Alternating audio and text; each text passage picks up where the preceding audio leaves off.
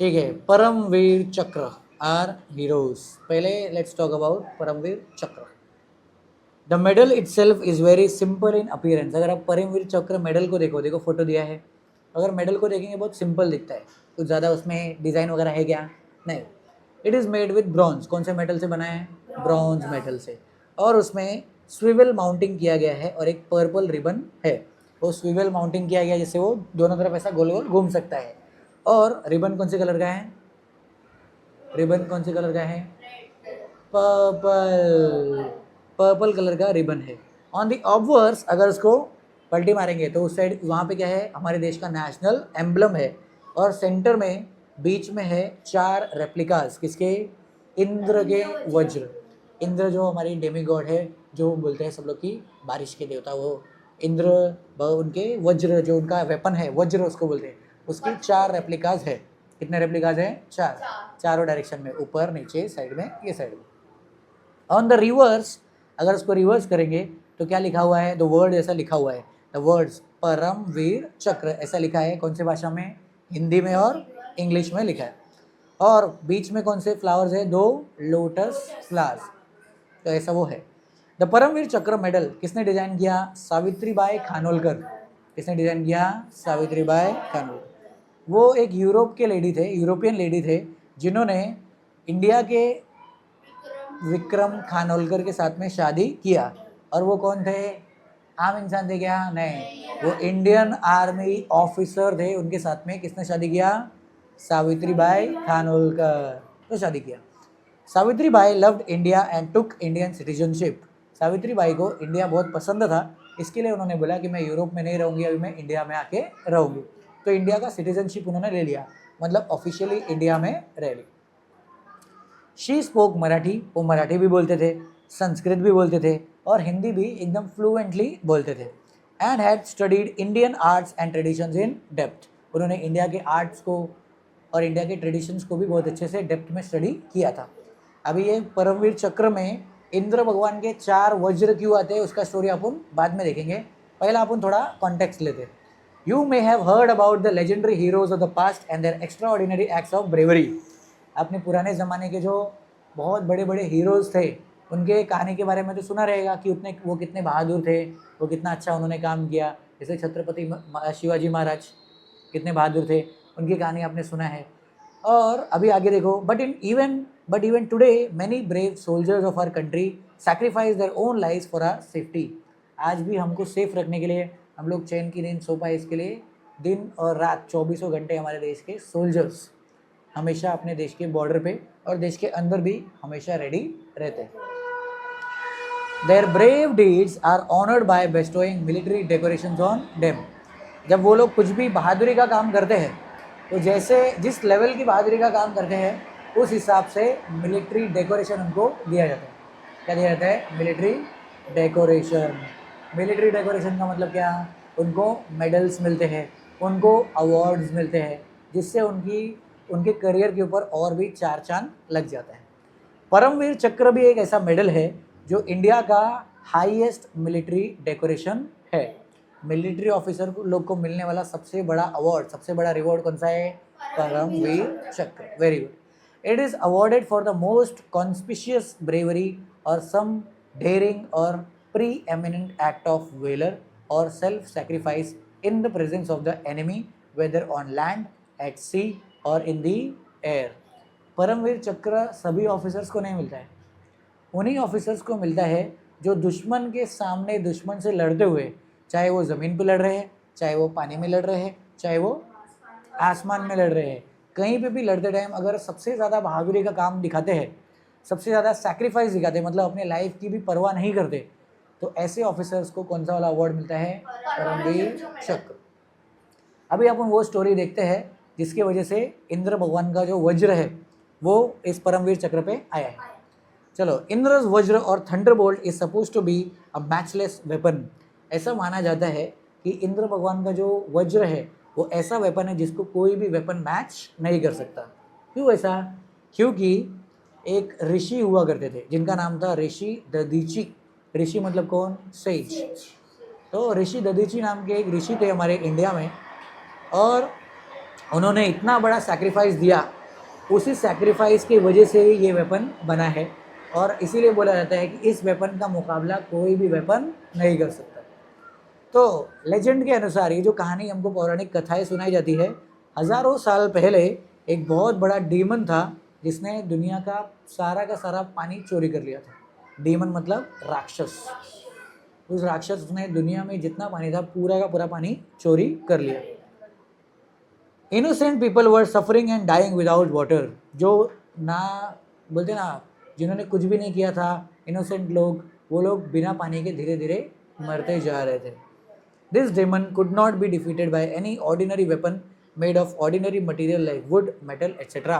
तो बहुत सारे लोगों ने इसको हराने का कोशिश किया, लेकिन ये हारता ही नहीं था, क्योंकि उस टाइम पे जो वेपन्स होते थे वो या तो लकड़ी के बने हुए होते थे या तो वेपन ये मेटल के बने हुए थे। लेकिन कोई भी मेटल लेके आओ ये हारता ही नहीं था, कितना भी ज़्यादा लकड़ी का यूज़ करो ये हारता ही नहीं था। तो इसके लिए बहुत ज़्यादा रिसर्च हुआ, आने दो छोड़ो। तो बहुत ज़्यादा एक्स्ट्रा ऑर्डिनरी चीज़ें चाहिए थी। क्या नाम था? छोड़ो जाने, थोड़ा बाद में मैं उससे बात कर लूँगा। तो सब लोग ने ट्राई किया, हरा ही नहीं पा रहे थे।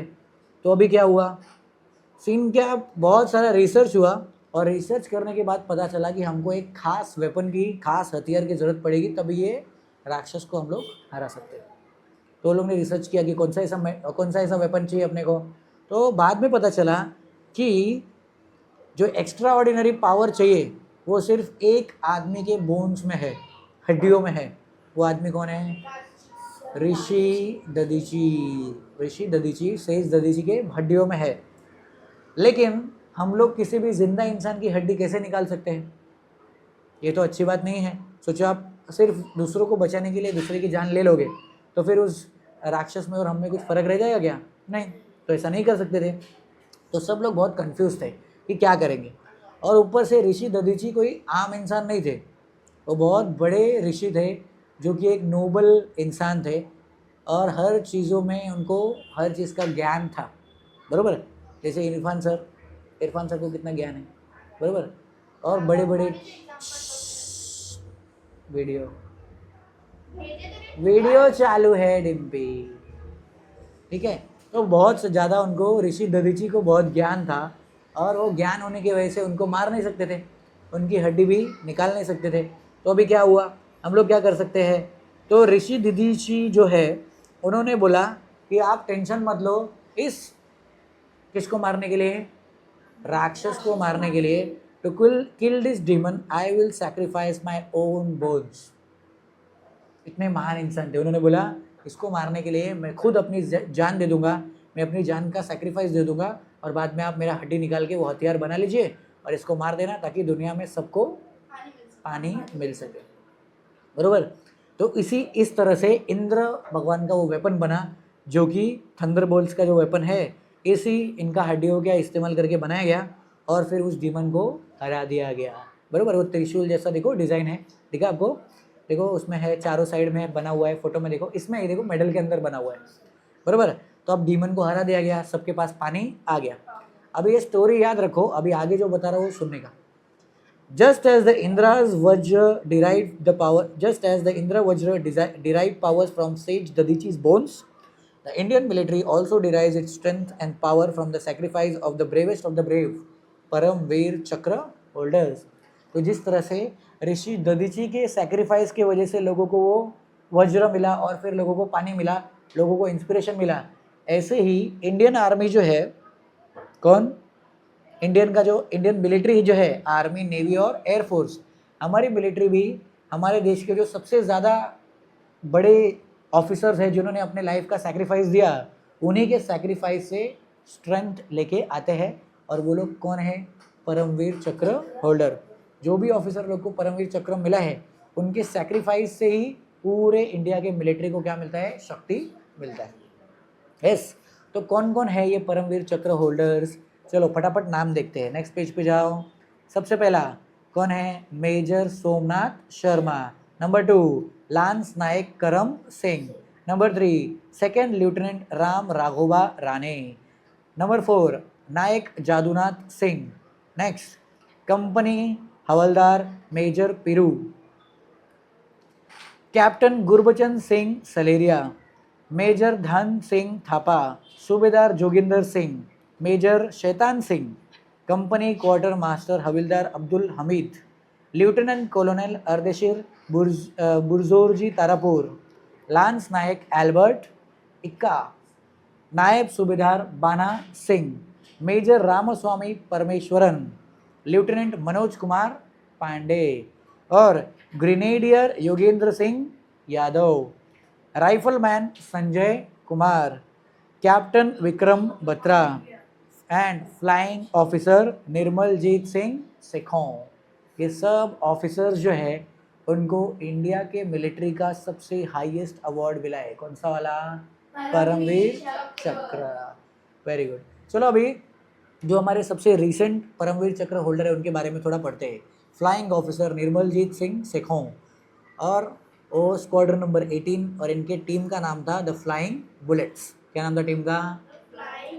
Flying bullets. चलो, on the 14th of December 1971, कौन सा दिन था?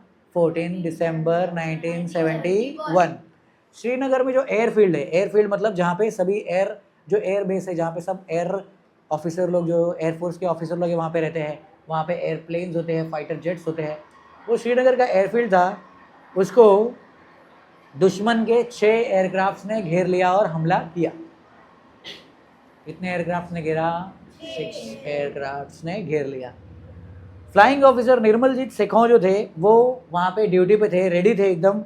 उन्होंने वो तो फटाक से टेक ऑफ नहीं कर पाए क्योंकि क्लाउड्स था। क्या था? बादल छाए थे, इसके लिए वो टेक ऑफ नहीं कर पाए अपना, वो फ्लाइंग जेट लेके नहीं, फाइटर जेट लेके नहीं जा पाए। तो ऐसा वैसा क्लाउड नहीं था, वो डस्ट वाला क्लाउड था, क्योंकि डस्ट रहेगा तो फिर सामने क्लियर दिखेगा नहीं, तो इसके लिए टेक ऑफ नहीं किया। By the time the runway was clear the enemy aircraft were overhead. जब तक रनवे क्लियर हुआ और डस्ट पूरा चले गया, जो एनिमी के दुश्मन के एयरक्राफ्ट थे वो सर के ऊपर आ गए थे, एकदम वहाँ पे एयरबेस के ऊपर मंडरा रहे थे। बाप रे बाप। अभी क्या हुआ? They were flying low, firing and attacking the airfield with bombs. ये जो दुश्मन के एयरक्राफ्ट थे, टोटल कितना था? 6 एयरक्राफ्ट। ये लोग बहुत नीचे थे, बहुत नज़दीक से ज़मीन के, और बुलेट्स फायर कर रहे थे और बॉम्ब्स भी फायरिंग कर रहे थे। Even then flying officer Sekhon took off in his gnat fighter at the moment he could. जैसे ही वो फ्लाई कर सकते थे, उनको दिखा कि एयरफील्ड अभी क्लियर हो गया है, डस्ट का स्टॉर्म भी चले गया है, वैसे ही उन्होंने क्या सोचा? उन्होंने बोला कि अभी मैं क्या करूँगा, फटाक से फ्लाई करूँगा, भले ये लोग क्या कर रहे हैं, फायरिंग कर रहे हैं, तो क्या अपने को फ़र्क नहीं पड़ता। तो उन्होंने अपना एयरक्राफ्ट लिया। कौन सा एयरक्राफ्ट था उनके पास? जी नैट। कौन सा एयरक्राफ्ट? जी नैट फाइटर एयरक्राफ्ट लिया। तो जी नैट फाइटर एयरक्राफ्ट लेके वो चले गए। He began to combat the powerful Sabre jet aircraft of the enemy. दुश्मन के पास था सेबर जेट एयरक्राफ्ट, और वो पावरफुल था, ऐसा नहीं कि ऐसा वैसा एयरक्राफ्ट था। तो फ्लाइंग ऑफिसर सेखों ने उसके साथ में मारामारी चालू किया, कॉम्बैट शुरू किया। वो यहाँ से फायरिंग करता था, तो यहाँ से कैप्टन सेखों फायर करते थे, वो ऑफिसर फायरिंग करते थे। लड़ाई चालू हो गया। He began to combat, he damage 2 of them. 6 में से कितने में से? 6 में से 2 एयरक्राफ्ट को डैमेज कर दिया, और फिर उसके बाद बचे कितने? 4। His fight with the attacking aircraft now continued at tree top height. अभी उन्होंने तीसरे वाले के ऊपर अटैक किया। ऐसा कितनी हाइट थी? बस ट्री के टॉप थी, बहुत ज़्यादा दूर नहीं थे ज़मीन से एकदम नज़दीक फाइटिंग कर रहे थे। ट्री टॉप हाइट किधर है? इधर है। At last, the enemy aircraft fled from the scene of the battle. The airfield and the town of Srinagar were saved. आखिरकार में इनकी बहादुरी को देख के दुश्मन के जो एयरक्राफ्ट थे सब वहाँ से डर के भाग गए, और श्रीनगर का पूरा शहर भी बच गया, और वो एयरफील्ड भी पूरा का पूरा बच गया। ठीक है, तो कौन जीता? इंडिया जीत गया। किसकी वजह से? Flying officer Nirmaljit Sekhon. और the airfield and the town of Srinagar were saved, but alas, लेकिन दुख की बात है कि फ्लाइंग ऑफिसर सेखों जो थे उनका एयरक्राफ्ट भी क्रैश हो गया और वो शहीद हो गए, वीर गति को प्राप्त हो गए। Flying officer Sekhon displayed great flying skill. इतने छोटे हाइट पे, ज़मीन से बहुत नज़दीक थे वो, और इतना नज़दीक होने के बाद भी उन्होंने इतना अच्छे से फ्लाइंग किया, 2 एयरक्राफ्ट को ख़त्म कर दिया, और बाकी तीसरे से लड़ते लड़ते वो लोगों को भगा दिया। इतना अच्छा स्किल दिखाया और डिटर्मिनेशन दिखाया। उनको पता था कि हो सकता है उनकी जान भी जा सकती है, लेकिन अपनी जान की परवाह उन्होंने किया क्या? नहीं। He showed unmatched heroism and above and beyond the call of duty. उनके ड्यूटी ने उनको बुलाया ड्यूटी क्या था कि खाली आपको एयरफील्ड को सेव करना है, लेकिन उन्होंने एयरफील्ड को ही नहीं, अपनी जान की परवाह नहीं किया, पूरे के पूरे श्रीनगर शहर को बचाया। बराबर। तो ऐसा हीरोइज्म कोई मैच कर सकता है क्या? नहीं। आप जा सकते हो क्या उधर पे? नहीं, मैं तो बहुत डरता हूँ, मैं तो नहीं जा सकता। तो इसीलिए उनको बुलाते हैं, उन्होंने अनमैच्ड हीरोइज्म दिखाया। हम लोग हीरो किसको मानते हैं कि अरे अरे देखो देखो उसने एक्टिंग किया पिक्चर में तो वो हीरो है। वो लोग हीरो है क्या? नहीं। असली हीरो कौन है? ये मिलिट्री ऑफिसर जो अपनी जान की परवाह किए बिना देश के लिए अपनी जान कुर्बान कर देते हैं। बराबर। These are the real heroes of our country. बराबर। Salute to the bravest of the brave, flying officer Nirmaljit Sekhon. ऐसे ऑफिसर को हमें क्या करना चाहिए? यस।